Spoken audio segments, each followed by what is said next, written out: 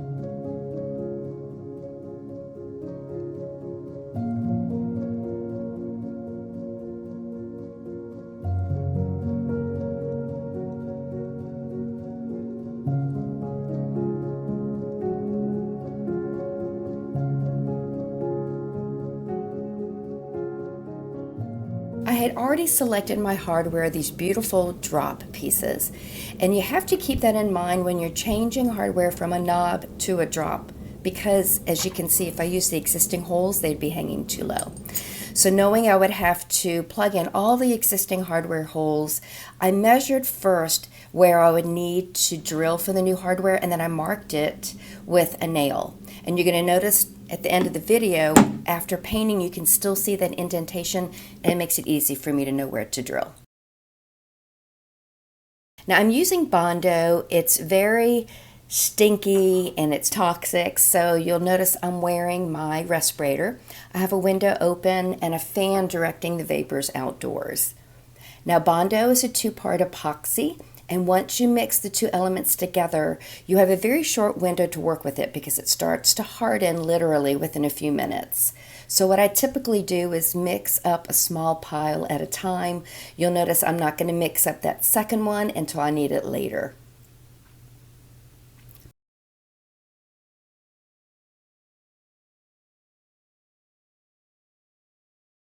Now Bondo dries super hard, and as such it's harder to sand than normal wood filler. So I do attempt to scrape off any excess that I can before it starts to dry.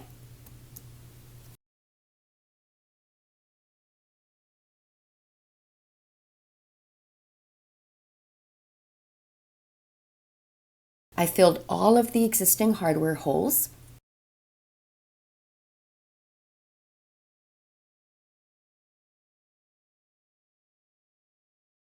When I was done, I threw my palette out the window because it was super stinky and left the basement to let the room air out.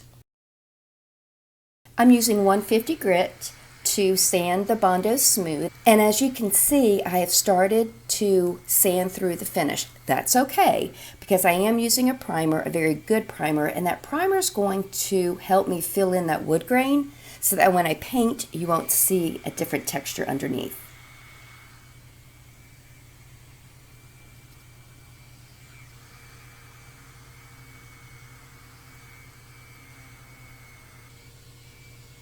I started sanding the finish off. I wasn't going to sand down to bare wood. I just wanted to remove what was already lifting off. I thought maybe I'd have better luck with my carbide scraper, but as you could probably tell from the sound of that, it needed to be sharpened and I was too lazy to do that. So I went back to sanding. And what you see me doing here is scuff sanding the rest of the piece. Scuff sanding creates micro scratches in your surface which help the primer and or paint to adhere. This is what it looks like after scuff sanding. You're not sanding through the finish. And when I finished sanding, I used a tack cloth to remove all the residual dust prior to priming.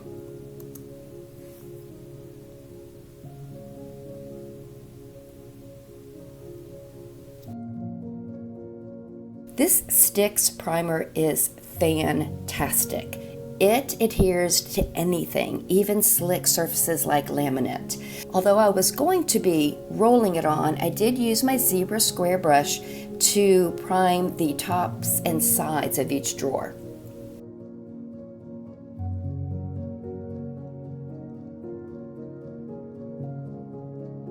I lined my pan for my roller with aluminum foil. It just makes very easy cleanup later. Now, rolling on primer or paint is very easy, but there is one thing you want to look for. Quickly apply the primer in a small area at a time. I'm just going to do this one side for now. And once all the primer is in place, you want to smooth out those little lines that you get where paint pulls up from the sides of the roller as you're applying pressure. So once the primer was in place, I then used a very soft touch to smooth all of those lines out. They're not real evident when you're priming, but they will show up as texture underneath paint. So I am applying some pressure here, but not much at all, a very light touch. I'm just smoothing out all those lines. And when I was done, then I used no pressure at all and rolled down in a vertical direction just to make sure everything was smoothed out.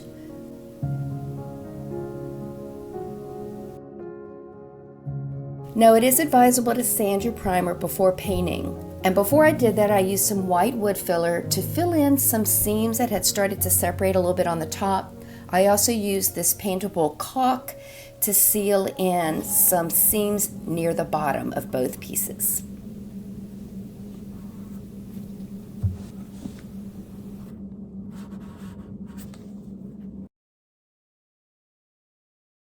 It's paint day and it's freezing outside, literally. It's, I think, 28 degrees. So I am going to go ahead and hand paint this, which I pretty much figured I'd do. Last night, I used this artist brush to get into all the nooks and crannies that would be hard to reach with a regular brush.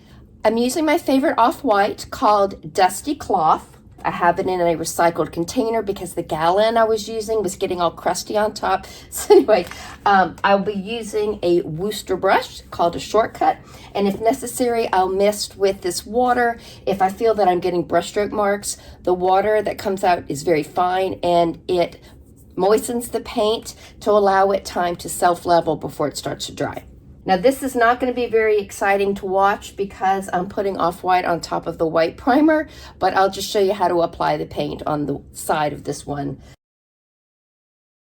So all of this has been painted last night with that artist brush. I like to go off the edge like this. If I were to drag the brush this way, paint would accumulate on the side. So I do like to go off the edge like that. Got a little bit up there. Okay. I'm going to go all the way down.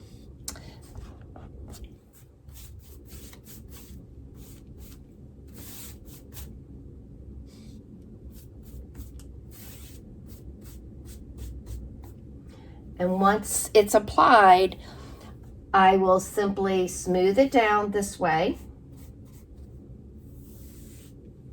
And then leave it alone. If you continue to work the paint with your brush As the paint dries, the brush will start to drag that paint, which creates the brush stroke marks. So you have to use some self-control not to continue to work the paint. Let me give you a little bit of background on Table Flipping Housewife if you're new to my channel. My husband and I are getting close to retirement, but we need our mortgage paid off first.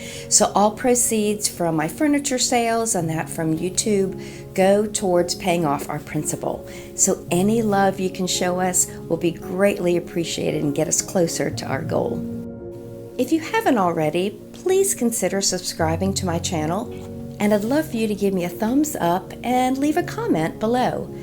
I'm particularly interested to know what your thoughts are on the background music.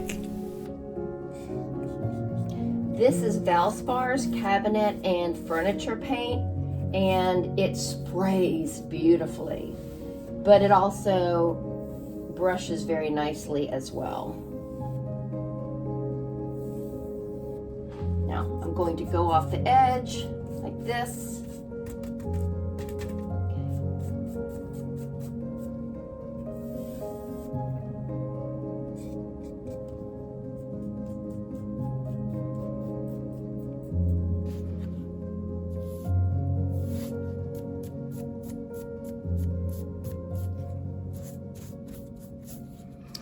And then smooth it out.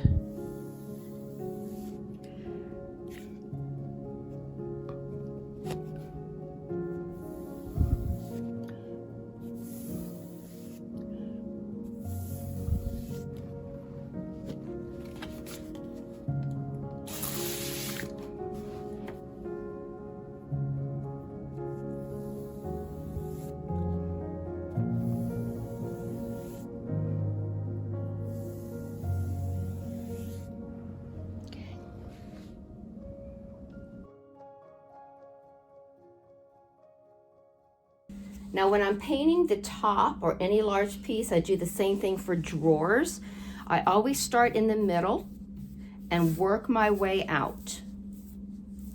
So again, the middle and work myself out. And that again is to prevent from starting here and having paint pool up on the side. So center out, and then I'll smooth it like that. And then try very hard not to keep working it.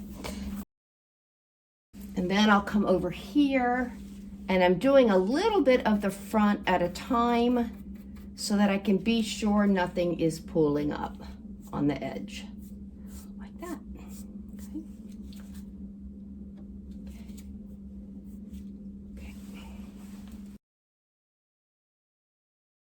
And this is when things turn sideways. Now I used this Minwax polyurethane as a top coat, and before you say, no, it's oil-based, it's going to yellow. It's water-based, but it performs like an oil-based top coat. But I did have problems, and I've had problems with this particular product before. I don't know why I still have it. But you see how the can says warm satin? What does that mean? It means it's yellow. Yeah. And I thought, well, this is, if it yellows a little bit, this is off-white, it'll be fine. I was deranged. No, it wasn't fine. It was awful. What was I thinking? Down the road, when the buyer came to pick this up, and I brought the pieces up to our foyer and saw it in a different light than our basement, it was evident that it had streaks of yellow, where I presume there was more top coat in some areas than others. It was very embarrassing. I was mortified. Down in the basement, I kept saying, Kevin, do you see yellow stripes? He's like, no, it's fine. Well, it wasn't fine. And the buyer was absolutely lovely. I asked them if I could have the time to completely redo the pieces for them. They said, absolutely. They were so, so kind. Look, look, look, look. You can see it's yellow. What the heck was I thinking?